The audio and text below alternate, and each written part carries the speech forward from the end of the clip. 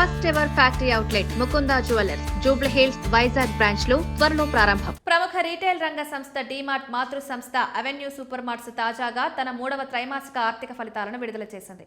2026 ఆర్థిక సంవత్సరం అక్టోబర్ నుండి డిసెంబర్ వరకు జరిగిన వ్యాపార గణాంకాలను కంపెనీ అధికారికంగా ప్రకటించింది. గతేడాదితో పోలిస్తే ఈసారి లాభాల్లో భారీ వృద్ధి కనిపించింది. ఏకీకృత నికర లాభం ఏకంగా 18.3% పెరిగి 855.92 కోట్లకు చేరుకుంది.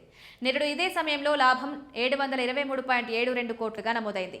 కంపెనీ కార్యకలాపాల ద్వారా వచ్చే ఆదాయం కూడా గణనీయంగా పెరగడం విశేషం. ఈ త్రైమాసికంలో ఆదాయం 13.3% వృద్ధితో 15,100.88 కోట్లకు చేరింది. గతేడాది Q3 కాలంలో ఈ ఆదాయం 15,972.55 కోట్లుగా ఉంది. వినియోగదారులు అధిక సంఖ్యలో కొనుగోలు చేయడం వల్లే ఈ స్థాయిలో రాబడి వచ్చినట్లు విశ్లేషకులు భావిస్తున్నారు. కంపెనీ తన మార్కెట్ వాటాను పెంచుకోవడంలో విజయవంతమైందని ఈ అంకెలు చెబుతున్నాయి. లాభదాయకత సూచించే ఫ్యాట్ మార్జిన్ గతేడాది 4.5% ఉండగా ప్రస్తుతం 4.7%కి పెరిగింది. కార్యకలాపాల సామర్థ్యం మెరుగుపడడం వల్ల కంపెనీ ఎక్కువ లాభాలను ఆర్జించగలిగింది. వడ్డీ, పన్నులు తరుగుదల కంటే ముందు వచ్చే ఆదాయం 1217 కోట్ల నుండి 1463 కోట్లకి బాకింది. ఎబిటా మార్జిన్ కూడా గతేడాది 7.6 నుండి ఇప్పుడు 8.1%కి మెరుగుపడింది. 9 నెలల కాలాన్ని లెక్కలోకి తీసుకుంటే కంపెనీ మొత్తం ఆదాయం 51,137 కోట్లకు చేరింది.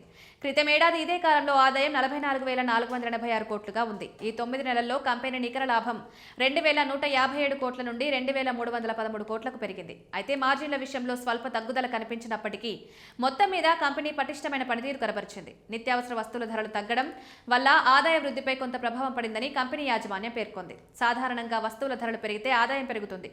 ధరలు తగ్గడం వల్ల అమ్మకాలు పెరిగినా రాబడిలో ఆశించిన వేగం కనిపించలేదని డీమార్ట్ వివరించింది. అయినప్పటికీ ఇతర విభాగాల అమ్మకాలు బాగుండడంతో లాభాల బాట కొనసాగింది.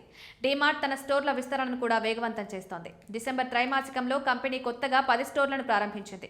దీంతో 2025 డిసెంబర్ 31 నాటికి దేశవ్యాప్తంగా ఉన్న మొత్తం డీమార్ట్ స్టోర్ల సంఖ్య 442కు చేరుకుంది. చిన్న పట్టణాల్లో కూడా తమ బ్రాండ్ను బలోపేతం చేసేందుకు కంపెనీ ప్రయత్నాలు చేస్తోంది. ఈ విస్తరణ భవిష్యత్తులో మరింత ఆదాయాన్ని తెచ్చిపెట్టే అవకాశం ఉంది.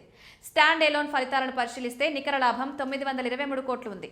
గతేడాదిలో Q3లో ఇది 785 కోట్లుగా నమోదైంది. ఈ విభాగంలో మార్జిన్ 5% నుండి 5.2%కి పెరగడం గమనార్హం.